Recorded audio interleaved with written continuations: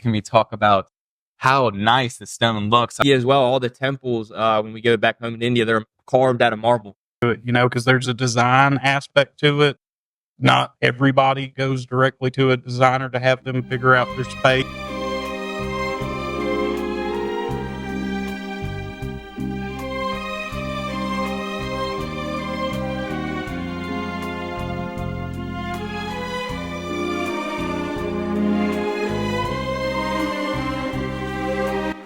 Ladies and gentlemen, good afternoon. My name is Shlok Patel. I'm Anthony Manella. And we are here at Marble Mafia, your go-to stone podcast, your go-to podcast for stone, the world of Everything. I mean, to be honest. Yeah. We're just going to talk about a little bit of everything, and then also kind of what we do day to day, and then Bianca serves our stone cup. Well, yeah. So first of all, I just want to say happy holidays, Merry Christmas. We know Christmas and New Year's is coming up, so we really want to give a big shout out to everybody that's going out with their family, getting them gifts, celebrate with family and friends.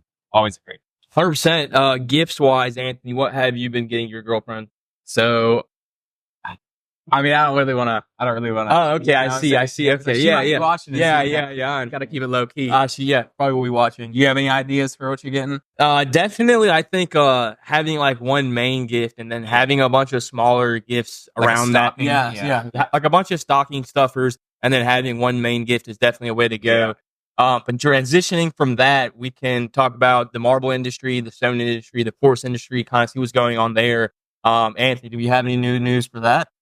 Other than our gorgeous Calcutta Monet that we just got in with the warm hues. I mean, speaking of warm hues, can we talk about how nice the stone looks? I mean, it's not very white. Yeah. I mean, it's not in your face. Yeah. A lot of marble. I mean, as far as a natural marble goes from Italy, it's gorgeous. It's beautiful. It definitely hits the warm tones as it needs to. Yeah. And definitely we've seen a shift in the industry moving from the gray, the darker grays, the cooler grays, the blue. We've seen a transition to the warm gold and the warm beiges and the taupes and definitely transition to those colors. So. Yeah.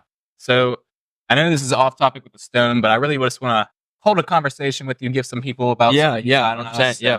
As you guys, I don't know if you guys know, Shlok is actually Hindu. Yes. So I wanted to jump in and ask, so what are some traditions that come to Hindu culture with Christmas, and what are some different things that you might see from a Christian aspect? Yeah. So I know, like, as far as, growing up in America, you definitely have, in November, the kind of holidays kind of start then, and everybody goes into that holiday mode. I would say for India, it's a little earlier than that. During Diwali is Indian New Year's. So I would say that, I guess, for me, the holidays kind of starts a little bit earlier. It kind of starts with Diwali, and then it goes from there.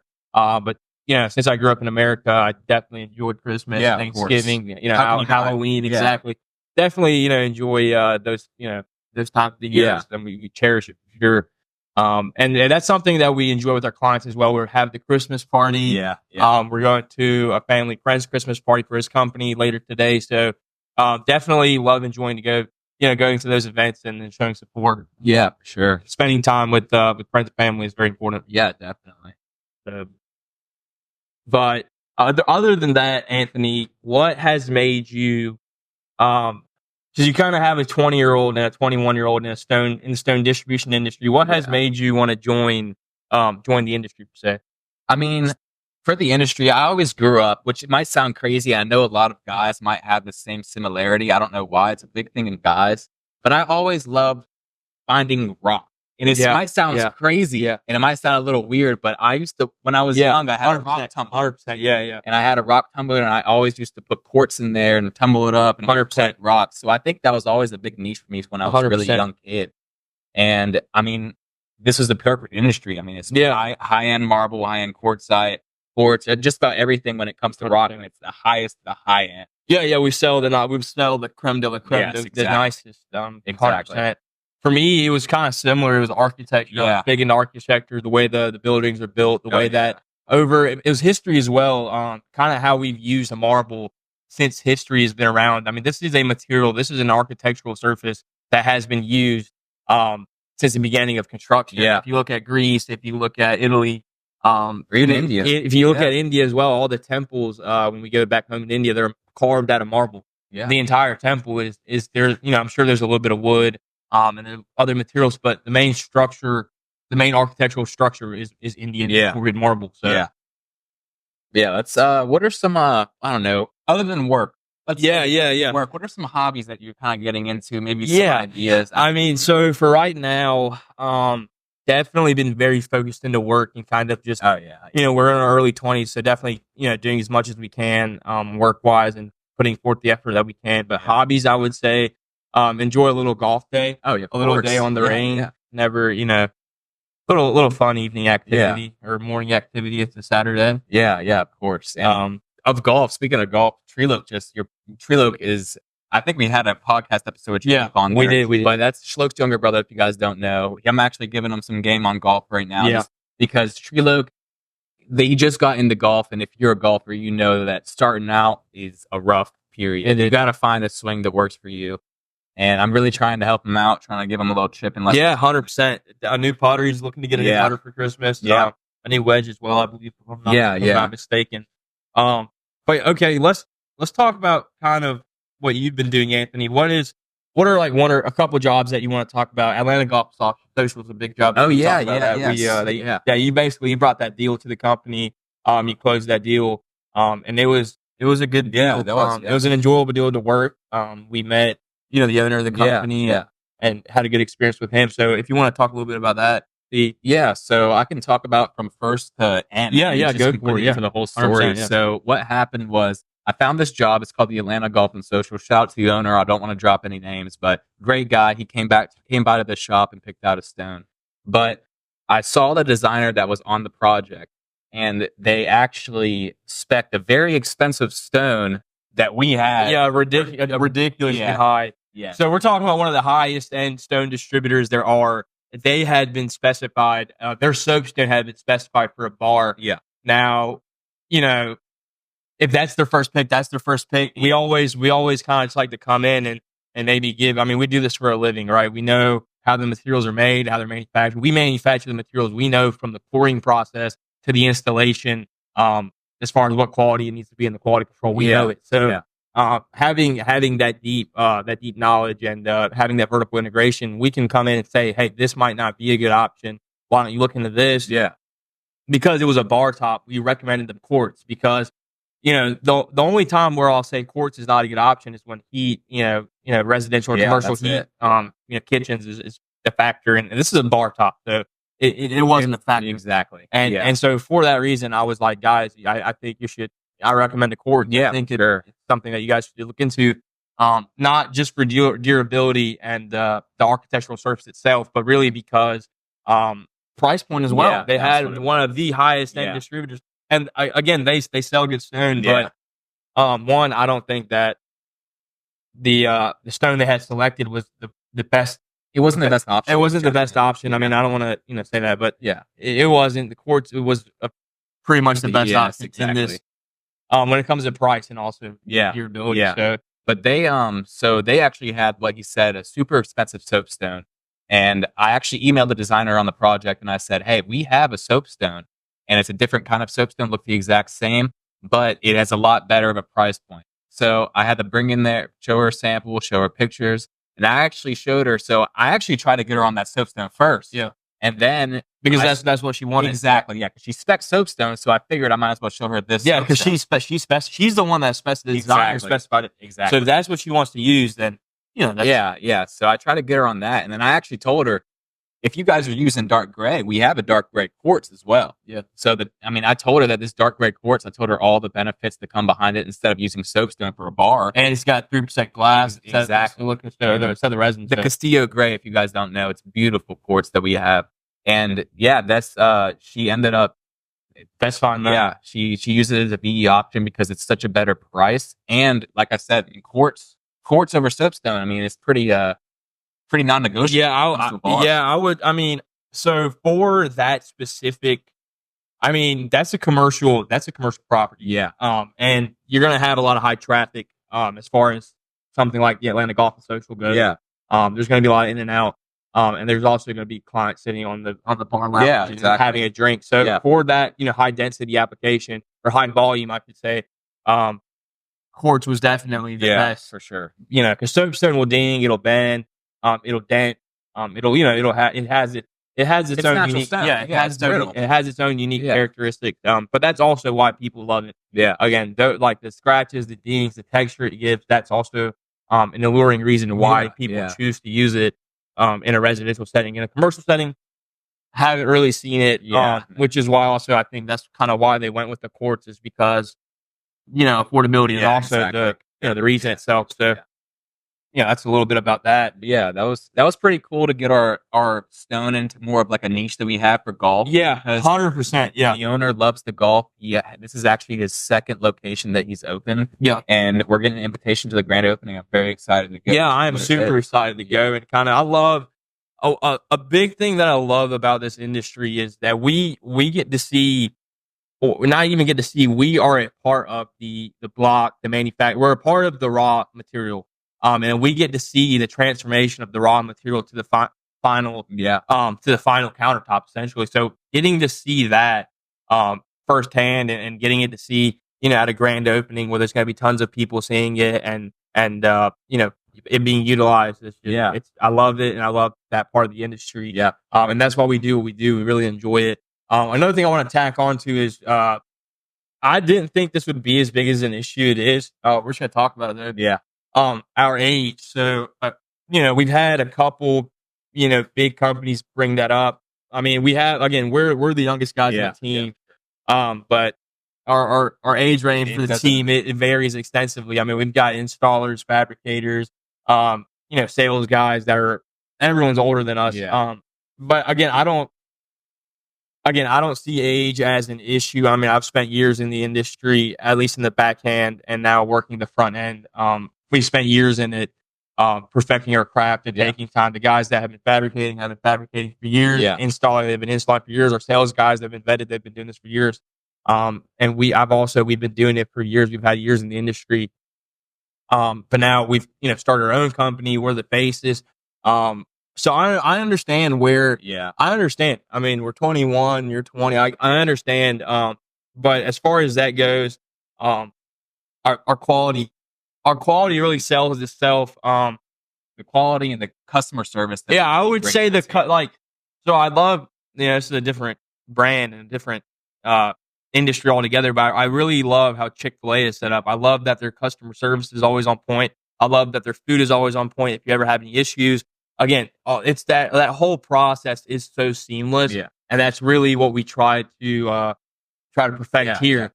If anything ever happens, we're here to we're always there to take care of it. But again, that's the good thing. We rarely have. I mean, if I came on here and said, we never messed up, I would be false. I would be lying. I mean, that's just not, that's just not true. Things happen, things break. I mean, especially when it comes to stone, things break, things happen. But it's good to know that whatever company you're working with, or for us, Bianco Surfaces, we have your back, and you have that quality control and that guarantee that will, give you confidence in purchasing with us and using us as a countertop company. But yeah, for sure. And then also another thing that people don't realize, since we're so young, we have so much drive behind. Yeah. We 100%. Been about making 100%. We put in, 10, 12 hour days. So, as far as, getting the job done and all that stuff, like we always pick, I mean, our clients always tell us we're amazing about picking up our phones. We're amazing about, getting in contact. So, and, those are the things that are matter. Is, when you need to pick, when you need to call somebody, you need them to pick up. You need your, for GCs, you need yourselves to be reliable. We know that firsthand by working with a bunch of GCs. I mean, working with a lot of GCs, we've noticed that, things need to be organized and scheduled and planned. And we take all that into consideration. We have men, everyone has a designated goal, and a designated jobs to ensure that the process is done seamless. Yeah, sure. Yeah. Let's just jump into some things that maybe, obviously we have a lot of friends that are our age. We also have people that are older than us that were around for this business, because we're not really in the same aspect as a lot of kids our age. Yeah, for sure. Corporate. So, I just kind of want to jump in, what are some things that you're seeing different that you're doing from your day to day compared to one of your good friends that you might be having in college? Yeah. So a lot of, it's similar, but it's not similar, right? As far as a lot of my friends are now going into corporate jobs. And a lot of the guys that graduated finance degrees or accounting degrees, those were, like those are the guys I was friends with. They, as far as work goes, they're starting to put in the same, like they start putting the 10 8 hour day. They're start putting in the dates. That's one thing I've seen. Stress of work. We definitely have, we all, that's going to come. So stuff like that. But as far as sales go, a lot of the sales guys that because me and Anthony, we're from our jobs are primarily sales focused. That's what we do well at, and that's kind of what we focus on is sales. But I obviously, manage the company as well. But I would say, I would just say like for them and us, what's similar is definitely we kind of just got started a little bit earlier. That's like the only thing I would say is different. And then there's obviously more on our plate, I would say, because when it comes to working for a $1 billion corporation, it's definitely a lot less. I mean, there's not less responsibility, but it's a different kind of responsibility. I would say there's more teammates. Exactly. There's more team flow to get things done. Whereas I feel like we all we're all working together. But everyone's they have their own load. Yeah, everyone has their own load that we're handling. A heavy load too, because everyone's pushing their weight, exactly. and so I mean, as far as similarities go, I'm definitely starting to see everyone kind of slowly, starting to getting into the workforce and stuff. And we just got into it a little bit earlier, which I don't think that it's a good thing. No, I think it's a good thing. Yeah, for sure. So I mean, in high school, coming out of high school, did you expect for yourself to be doing somewhat similar to what you're doing now, or did you think that you were going to go college route, corporate route, stuff like that? So I went to the University of Georgia for a year, and then I'll be honest though, I kind of wanted to join the workforce. Right? I'll be honest, I did want to just go straight to work. I did just want to get into business because we there's different avenues of business you can go in. I wanted to do something new, something different. So as far as the United States goes, in India, we haven't made out very well. Exactly. So, but as far as I wanted to come here to the United States and kind of build something of our own and build some branches per se and kind of grow this company here. But yeah. So moving on, I want to talk about the future of this company, kind of what we aim to do in the future. So right now we are vertically integrated. We're one of the few guys in Georgia that are vertically integrated as far as stone goes, as far as import, fabricate, install goes. We're doing a lot of residential work right now, a lot of nice high-end residential work. We're doing a little bit of commercial. We're getting our feet wet with hotels. Starting to do a little bit of hotels, starting to get more into that. But for the future, definitely I want to land some, I want to bring value to the marketplace. That's kind of the biggest thing is bringing value to the marketplace for us, for me at least, is what can we provide that somebody else cannot provide. But other than that, I would say just our commercial accounts, growing our commercial accounts. That's going to be the goal for next year. And the future really is. I mean, I like to think of the future kind of in small step goals, right? Have a bunch of mini goals that you attain into one large goal. So, that's how I break it up. And the first step is going to be we're going to start, building our commercial accounts, build more of a baseline with commercial accounts because we're doing a lot of residential right now, which we love. We love, the residential space because with the residential space you can get very creative, and more so the designers get very creative, and we love that. And it always gives us a challenge of something to do that's more difficult. Yeah. Have you seen the or it's not a podcast, it's a cartoon making fun of it, like where Kamala's on there, and I'll have to send it to you, man. I'm trying to think of what it's called. It's made by this like super Catholic guy, but it's so freaking hilarious. Yeah, you're gonna introduce? Just pop up. Random guy just came in. So now we have one of our sales managers, Charlie, that has joined. Charlie, how has it been working with Bianco Surfaces? Terrible. Alrighty, there we go. I'm kidding. It has been absolutely fantastic. Very nice. Great. So, Charlie, how long have you been working in fabrication and installation?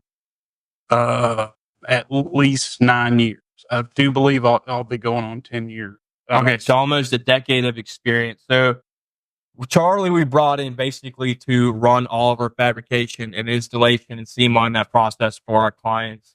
And then that was kind of the question that I feel like our people want to know with such a young age, how do we, gain confidence and gain trust with our clients? And I would say it's just quality of work. It's quality and knowledge. Yeah, You have to know your stuff. Yeah. Have the right people in the right place. Exactly. 100% quality. Yeah. I agree. I think that's a knowledge. I think That's the biggest thing. knowledge is a big one for me. And I've noticed this when I meet potential new clients or whatnot, and I'll speak to them. And they will give me a little bit of attention, not so much, and then we start bringing out the import and export words. Diving more into detail per se, and then they'll kind of take a step back and give me more of their attention. So for sure, I think knowledge is a huge game changer. Definitely knowing more than just not even knowing everything as much as you can about whatever you do is more than beneficial. Yeah. But Charlie, when it comes to homeowners, how has education played a part? Oh, well, it's really important when you're getting a job together for somebody. They want to know that you know what you're talking about. Like in order for a homeowner to feel safe and confident in you, you have to have not just confidence, but an understanding and grasp of what you're doing. Even though a lot of people say, oh, it's just countertops, just a rock, there's nothing to it. Well, there truly is, because you have to know the algebra to get it into the spot. Like there's 1,000 different ways things can go wrong. Working with natural stone, it is very temperamental. Mm-hmm. So it's just important that you understand what you're doing, and 100%. You got to have a bunch of different what's the word, or aspects to it, because there's a design aspect to it. Not everybody goes directly to a designer to have them figure out their space. They'll have a rough idea, and then my favorite, because my wife has the same problem, there's a lot of people that cannot see things in their head. So when you're trying to explain something to someone, it's just a blank. So until you go out and you get the samples, put them in front of them, lay them out with all the different color selections. Kind of like how designers do visualize. Exactly. So you have to have a good bit of that. So the knowledge part is super important, because they need to know what the material is going to do, like how it's going to react, the longevity of it, because most everybody wants whatever their countertop's going to be, they want it to be perfect forever, which isn't always the case with every material like soapstone, over time soapstone will change. Mm-hmm. Soapstone, due to the porousness, softness of it, it's not porous. And then granite, like, don't get me wrong, granite will last nearly forever, but after about 20 years of heavy wear and tear without sealing and proper maintenance, it'll start to dull. And sometimes it'll pit if you use bleach on it. Like thing. Yeah. And then how has that education kind of tailored what you help the homeowners choose as far as stone goes? So a lot of the times people want the look of marble, but they don't want to deal with marble. Or the expensive. Or the expense of marble. So it's good to be able to know what marble they're looking at, and know what quartz that's going to be, close to it. How are they different? How are they similar? Mm-hmm. And kind of explaining that 100%. Yes, sir. 100%. Over your 10 years, Charlie, what is the most unique request that you've got from a client, would you say? We put a whole slab on the ceiling one time. Okay. Yeah, that one was an engineering fee, and it was for a bunch of lawyers too. That's the neat part to it. So if it fell, like, you're gonna lose everything. Yeah. I'm not sure if I can talk about who the client was. Yeah. So they make these anchor bolts that you can drill into the slab and glue it down. And for each one of those bolts, you basically screw it to whatever you want to screw it to. And each one of those, I want to say, holds up to 600 pounds. Like, it's got little teeth on it. Mm-hmm. So when you push it into it, like, it holds. So we had to put one of those every square foot. And yeah, if that building comes down, that thing's still going to be floating in the sky. Yeah. It was amazing. Yeah. Once said and done, it was just it's gorgeous. Oh, it was mind bending. Yeah. You could see the 3 centimeter slab just stuck to the ceiling. That's crazy. Wow. Yeah. So Charlie, I kind of want to get into like your story and background of you getting into the industry, because I think it's really interesting where you came from and how you got to where you are now. And I kind of just want to get into your background a little bit. You care talking about where you came from a little bit? Well, I mean, it's pretty simple. I grew up in Western North Carolina in the hills. I've been, oh Lord. I started off in like food service. Yeah. And that helped, it's learning how to do customer service while people are yelling at you. Yeah. Especially like I worked in a certain sandwich company that you make the food in front of the people. Yeah. So like you're sitting there trying to put their stuff together while they're just irate. It's like Chipotle. Yeah. Like, put some more rice in that bowl, boy. Come on now. You're skimping on me. It's one of those things where your customer service skills will be forged in that moment while somebody's yelling at you. Yeah. And I think that's a good thing, like a very good thing that we all have together is a communal sense of customer service when it comes to our customers and clients. That's something that we put forth and put first for sure. Yeah. Most definitely. But so it kind of escalated from there. I learned that I like sales and I like to talk a lot. Yeah. I went from that to some retail sales type things, and then about the best job I could end up getting into was like basically there was no work where I grew up. However, there was a granite shop. I went in as fabrication, which I wasn't the best at. But I was only doing that for like 3 months before they figured out all the customers would talk to me and I'd be walking customers around when I was supposed to be polishing backsplash. So they're like, hey, why don't we just move over to the office? Why not? Yeah, of course. And it just kind of escalated from there. Yeah. That was in North Carolina? Yeah. So what brought you down here, Georgia? My wife. So my wife is from Middle Georgia. Okay. And I needed a change of space. Yeah. Because, where I grew up, we didn't have internet. Or even cell phone service where I lived. And it was like an hour-long trip to Walmart. Like one way. Yeah. It got to the point I was like, hey, I want to live somewhere where 5 minutes down the street, I can have anything I want. Yeah. Like, now, of course, my wife hates Georgia. She was not happy about moving back. Yeah. She grew up in the city. I grew up in the woods. So I love it. Yeah. Bring me to civilization. Yeah. Yeah. I love being up in Atlanta and just all the That's crazy. stuff. Yeah. Because I was raised a little bit more when it comes to industry side. I was born and a little bit raised in Pittsburgh, like the city of Pittsburgh. Right. I didn't know. No. I bet. I hate it. So whenever I'm driving in Atlanta, anywhere I'm around industrialized buildings, massive buildings downtown, like I just can't stand it. I'd much rather be out like where you live with some land in the country for sure. Right. Yeah, that's kind of like But Pittsburgh also, the people up there were always in a bad mood. Yeah, like really showing exactly. And that's how like a lot of those northern people were. But my family and I moved down here when I was probably like eight or 9. And my parents are both born and raised up there too. So they still have a little bit of that not always in a great mood kind of thing, northern side. But we kind of moved down here. I got a little bit of that southern hospitality in me. And now I know how to fuck people a little bit better than most northerners do because they're always so mean to people. 100%. But no shade to any northerners out there. No. Body that's going to come out a couple of years here. I think the U.S. market pretty hard. Printed quartz, especially when it comes to the printed quartz that's starting to look like the natural stone, like the printed quartz that looks like Taj Mahal. Right. I think that is going to be a huge seller. Just because going off the price point of Taj Mahal, you're looking at an average of $40 a square foot.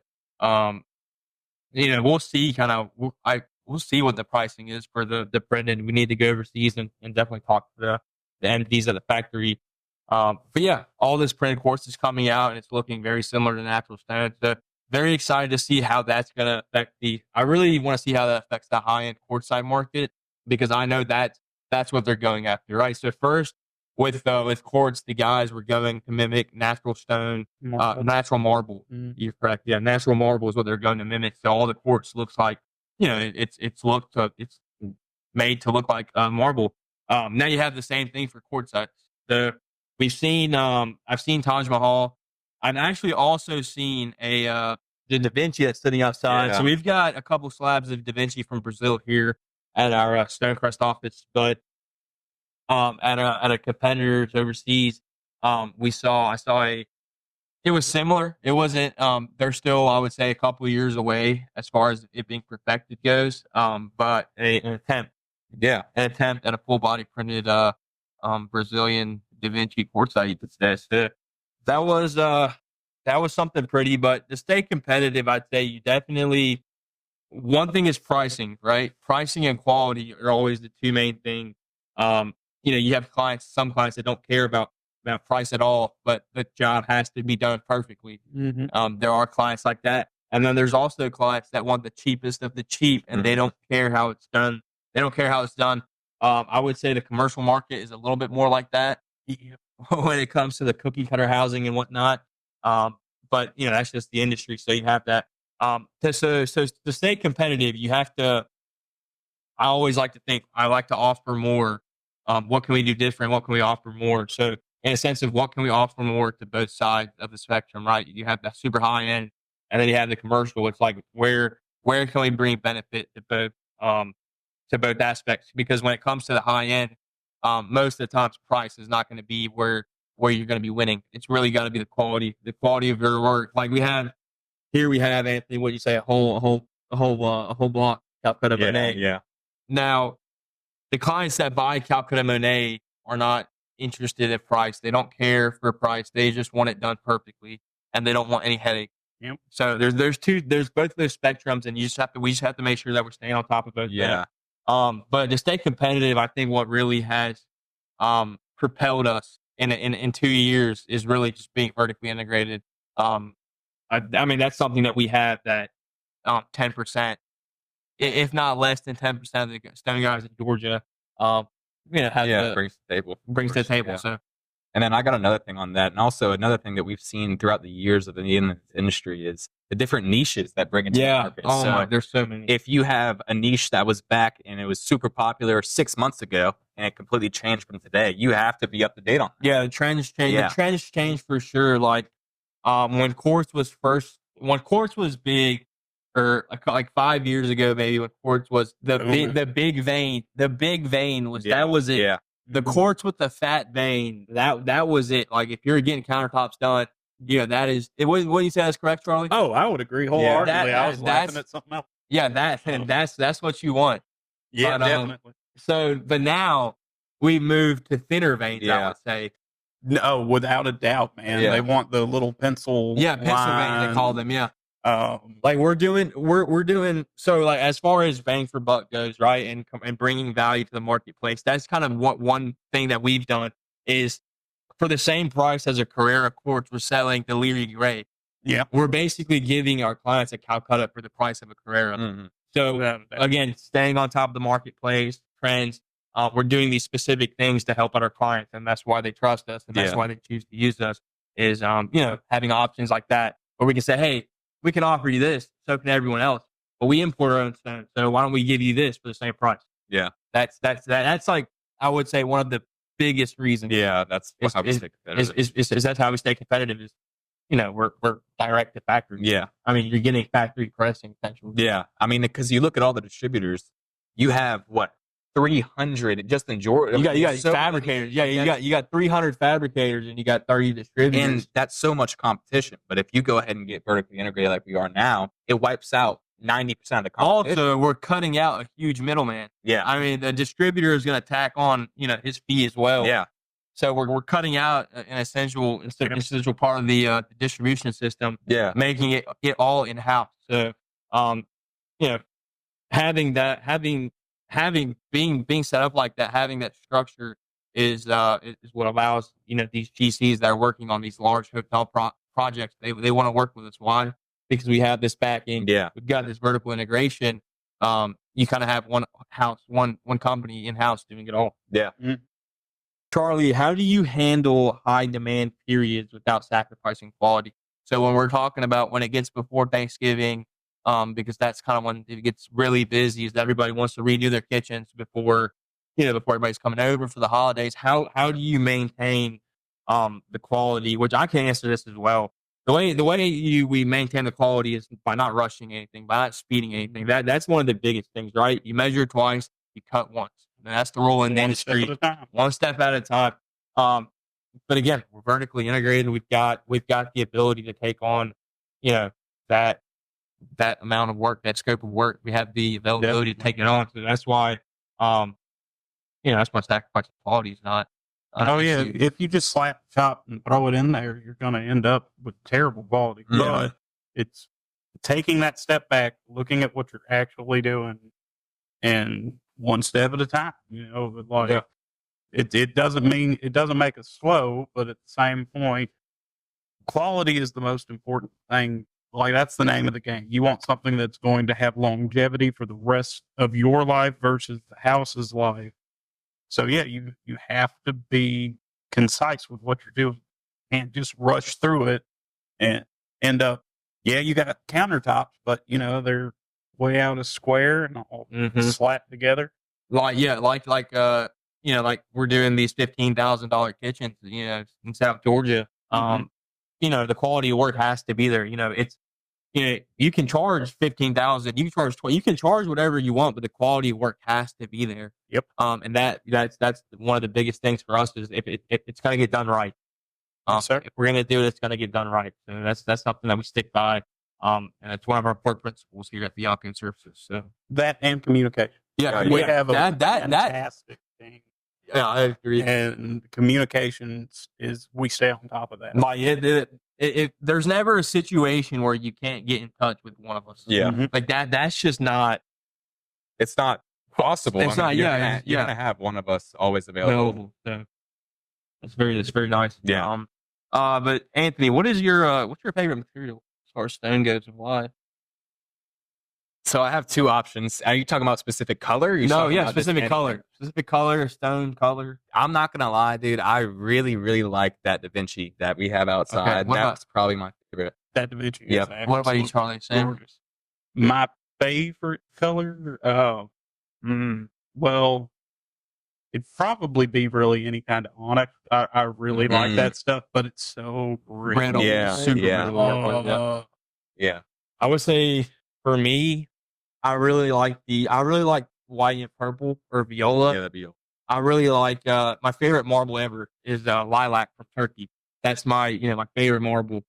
And the closest thing that we have in this location, we've got it in Buckhead. Closest thing that we have to lilac here is, I would say, the Monet. Yeah. Definitely the Monet for me. If I was building my my forever home, that's definitely what I would put in the house. Yeah. It's just a statement. It's just a statement piece. That's really all it is. And It's a work of art in your house. So it's gorgeous. But let's I guess one thing we can talk about is I guess all of this, we can all kind of pitch into this. What is like our biggest lesson in running a business so far? Yeah, I guess you can go ahead and start on that because you got. Yeah, so managing a business, there's a lot that you're basically responsible for everything, and if you do, or if you're a manager, you're responsible for it as well. So I would say just making the biggest thing is teamwork, chemistry. I think that can make or break any company. It's like who are your people, or what are the people that make up the company is very important. We all need to be on the same page and on the same mindset. I think when it comes to company, mindset. Yeah, mindset. There we go. I think we all have a similar mindset. Yeah. We all have a similar mindset. So as far as managing it, I would say, day to day, it's not the toughest thing. And now I've been doing it so long, I've gotten used to it. Kind of just figuring out where everyone. I guess the biggest thing that I've learned is kind of figuring out where everyone does well. Right, because not everyone is going to do well at one specific thing. You have Charlie that is, really good at one thing, or Anthony that's really good at one thing, and maybe they're not so good at something else. Same for me. So I would say that I kind of try to figure out what everyone is good at, and then really just lean in and focus on that. And kind of let their talent show. Yeah. As far as that goes. I think that my biggest lesson is to talk to everybody in any way that you can. Yeah. I think that is the number one lesson that I've learned in this industry. Because I mean, that's what our whole job is. Yeah, it's networking. It's networking. We're constantly networking. Yeah, and we have to build a relationship base, and that's really what sales is. It's what the whole thing is. So I mean, you have to know people. You have to know how to talk to them, what they want to hear, what you got to say.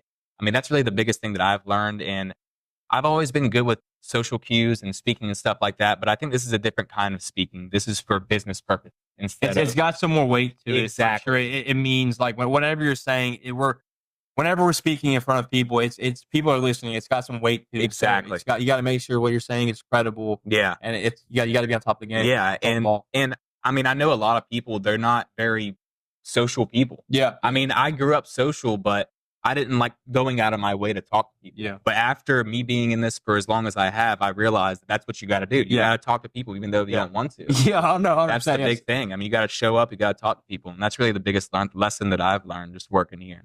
And it's going to carry through my whole life. And that's what I really, really love about being in this industry is just learning how to talk to people and mix up your words to do well with it. Very nice. What about you, Charlie? What was the question again? The biggest lesson you've learned so far while we've been running the company. Rocks are temperamental. Okay. Well, I mean, honestly, though, you'd be surprised how they will just crack for no reason. But biggest lesson that I have learned thus far, other than that, would probably be you need to pay attention. Like paying attention to what people want. Like it's not everyone is capable of explaining what it is they truly want. So being able to listen to their cues, listen to what they're saying, and turn that into something physical. Like paying more attention to detail. Playing very close detail. So kind of like when we're, for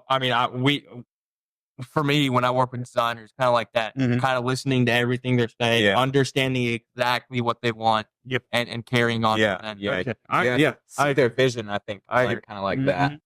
Yeah, putting it all into the job. I agree. But, very nice. Yeah, paying attention is honestly not a lot of people do it, which is crazy because it's the easiest thing that you can do in a conversation is pay attention to what the other person's saying and talking about. It's actually cheap. Yeah, exactly. Unlike many other things.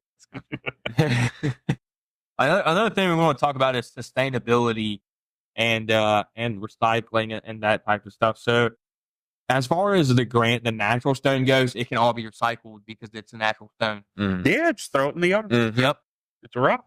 Of course, you can't do that because it's a man-made product. Yeah. So 97% of the quartz is technically silica, or like 94 to 97% of the quartz is silica, which is a rock. However, you got that 7% resin. The resin it will actually break down under UV light. It's the dust off of it. So like with natural slab, you basically crush them up, put them in a tumbler to knock the sharpness off of them, and then bam, you have the most beautiful gravel you'll ever see.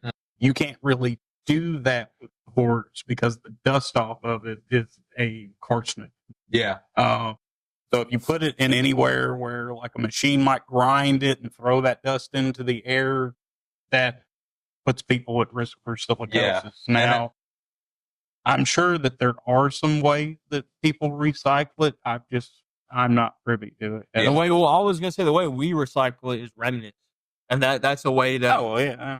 That's kind of what I was going to hit on right there is remnants. And that's a big thing for, homeowners as well, but like contract, like it's anybody, right? Like we always have remnants available, so it's good for if someone needs a small vanity or they just need something small, a small piece of stone. We always have that available, and then that's used from an excess slab. So that's technically, I mean, we are reusing. Yeah, I mean, I was thinking like after it's a countertop, like I see, but no, that makes sense. That makes sense. Using the entirety of the slab, versus just throwing the discards, which are big enough to do something with, into the dump. And then since you guys manage a lot of our accounts, Charlie and Anthony, how do you guys, so this is more, how do you go about building relationships, new ones with new clients and new companies that you're trying to land? How do you guys go about that? And then how do you go about companies that we're already working with and that we've already been doing business with? So the way I try to focus on building relationships with people is typically through Joe. I try to pay attention to what, like we were saying earlier, paying attention. It's very important because a lot of people feel like they're not listened to, they're not heard. And then above all, you got to be clean. You got to take care of yourself. Hygiene is super important. Yeah. And as far as a sales tactic, you look for things you have in common with people. So when I first got into sales, one of the biggest things that my, I don't know how you call him, my mentor taught me was it's not about what I say, it's about what they say. So when you ask a question, you don't just ask it because it's on that list of questions to ask. What color do you want your car? You listen to their answer. They want it blue because it reminds them of childhood. They want it red because passion, and just build off of it. Okay. Yeah. I like that. That's actually very. Yeah. So, I mean, I got deep, didn't I? Yeah. So usually, I didn't know what to say. I always, the first step for me is you got to sell yourself to the person. I mean, that's the big thing. You have to dress to impress. You have to speak well. Everything. I mean, your hygiene, like what Charlie said, you have to sell yourself. And that's the thing. You have to do that. And that's like the first basic thing. Anybody can do that. You can take care of your personal hygiene. 100%. You can dress well. You can fix your hair. I mean, that's just simple stuff. And then I would say the first thing that I would do to build a client, like first ever interaction, was I would always like to keep it very, not like whenever you're building relationships, keep it social and not try to sell them. Yeah, exactly. I do that as well. Like whenever I first started the company, and whenever I first started the company, I was 19. Yeah, and I dropped out of college, and we had just imported a container of stone into my house. Essentially, how we started here in America, at least. And I just went around and started selling the rock, or that's what I was trying to do. Yeah. Trying to sell some rock. And what I realized was that I was just going about it incorrectly. Yeah. Like we still sell like down the street. We still sell a stone to the same people that we've been selling since the company has started. Yeah. And I think a big part of that is having just growing like kind of like a family connection almost with your client. I would say you don't want to make it so much about business. That's the thing. That's what I realized. Like it's about business, yes. And we want them to know, like, we're here for business. Yeah, we're here. But we don't at the same time, we don't go in there and just try to sell. You don't want to sell off the rip. You kind of just want to go in there, meet them. Yeah. First figure out if it's a good time to even, if everyone's looking really busy, then it's not the right time. Yeah, you want to make sure it's the right time. If you're just like cold walking in, and then you kind of just want to build that initial good relationship, interaction, and then go from there. Yeah. Once you have a good base interaction, you kind of build up from there. Because these are clients that we're going to have. I mean, again, we're 20, so these are the clients we're going to have for the next another 20 years. Yeah. 30 years. I mean, you don't really want to walk in there because nobody likes a hustler. Yeah. Nobody likes being hustled. Yeah. You don't want to give that impression whenever you walk into a place meeting a client. Yeah. You want to build the impression that, hey, I'm here for you. I'm your guy. I'm not just here to sell you stuff. I'm here for your time and your reactions and everything that comes with it. I mean, with the friendship, you want to build a relationship. Yeah. You want to build a friendship. Yeah. That's like the correct word. You want to be friends. You want to try to be friends with the guys that you're that you want to be your clients, because you want them to think of you whenever they need anything. But I mean, with that being said, you're not going to land every client. Of course. That's just not realistic. I mean, for any sales. Yeah, no. But you have to be like, regardless. So stay away from controversial topics. Yeah. That's another thing. I guess religion is not a good icebreaker. Yeah, exactly. Like, I guess what I wanted to ask was how do you guys stay motivated? And I'll talk about it as well, but how do you guys stay motivated to keep going? Because, I mean, let's all be honest. we don't land every client we try to. Yeah. And that's just, I mean, we do so much outreach. Yeah, exactly. I mean, we really do. We do a lot of outreach. So, you know, you're not always going to hear yes. And in this industry, you hear yes, but it takes time because it is such a high ticket industry that it's rare for you to walk in and just sell up and land a client. Yeah, like normally it takes a couple walk-ins and you build that relationship, and then move on towards business. Yeah. It worked for you though. It did work for me. Yeah. It did. Same. Yeah. But I guess motivation. I always try and think about all it takes is one at a time. I just try to take it one at a time.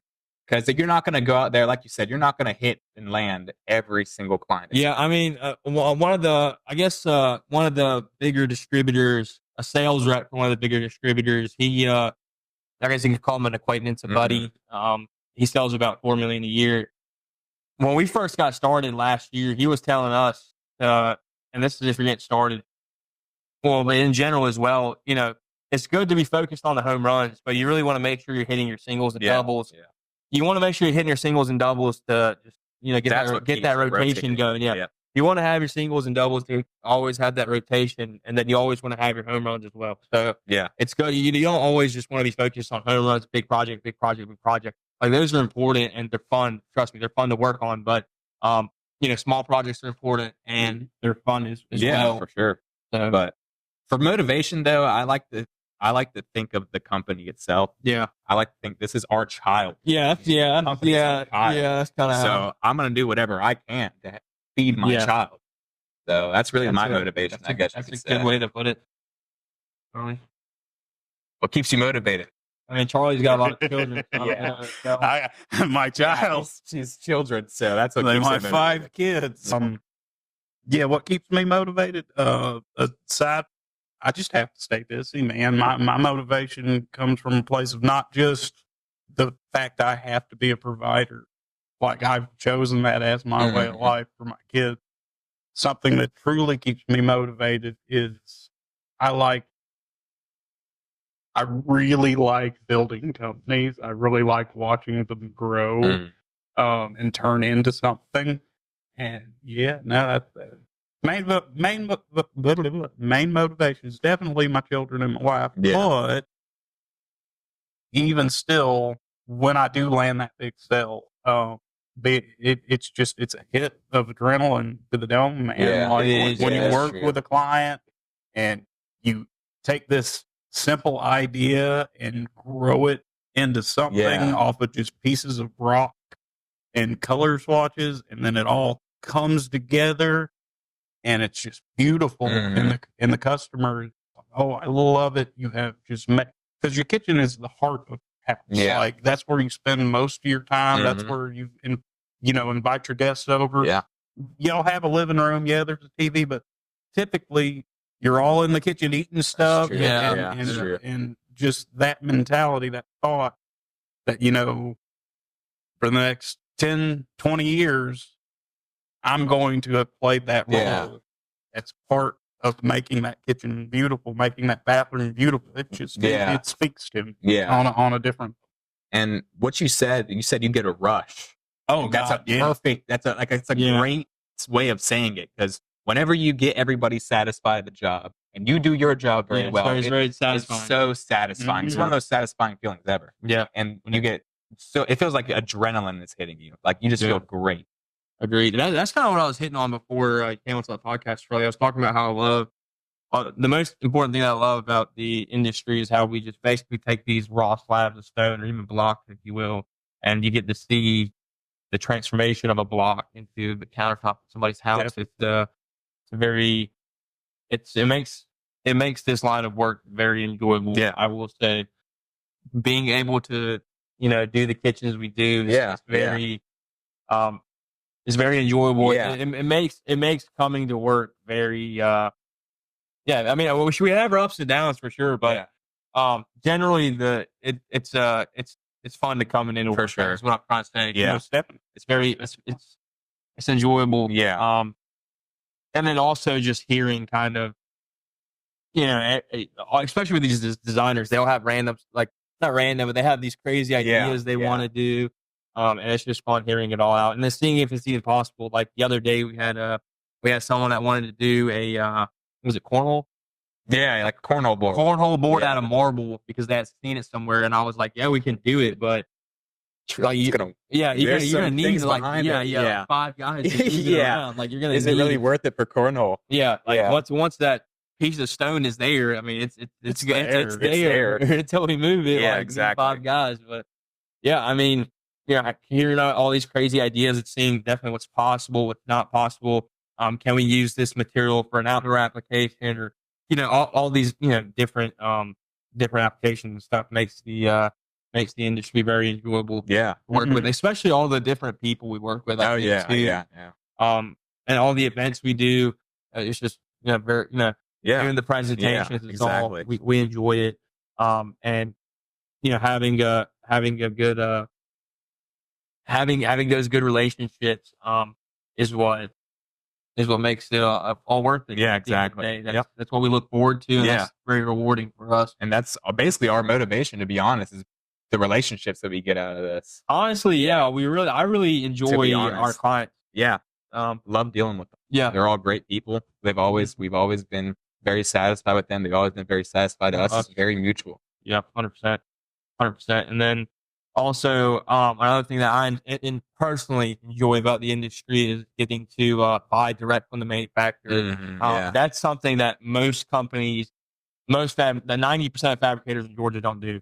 They buy it through distributor, whereas we get to actually go overseas and hand pick what we have in the United States, and then we unload it ourselves. So what are some benefits that you can get for us that we can get the product from the manufacturer instead of another distributor? So I'll say this, as far as our commercial accounts go, the guys that do the hotels that we're doing, the gas station, cost is the biggest thing for them. When it comes to GCs, it's price.